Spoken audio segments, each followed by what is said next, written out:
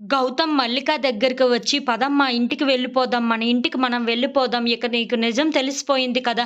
ఇక నువ్వు నాతో వచ్చేయి" అని చెప్పేసైతే అంటూ ఉంటాడు. ఆ మాటలు వినగానే అక్కడ ఉన్న మల్లిక మాత్రం "ఒక్క నిమిషం" అని చెప్పేసైతే అంటూ ఉంటుంది. ఆ మాటలు వినగానే అక్కడ ఉన్న వాళ్ళందరూ అయితే ఒక్కసారిగా షాక్ అయిపోయి మల్లిక వైపు అలా చూస్తూ ఉండిపోతారు. ఇంతలో అక్కడ ఉన్న మల్లిక మాత్రం "ఆగు, ఒక్క నిమిషం ఆగమని చెప్పాను కదా!" అని చెప్పేసైతే తన రూమ్‌లోనికి వెళ్తూ ఉంటుంది. అది చూడగానే అక్కడ ఉన్న వాళ్ళందరూ అయితే ఇప్పుడు ఏం చెయ్యబోతుంది మల్లిక అని చెప్పేసైతే తన కోసం వెయిట్ చేస్తూ ఉంటారు.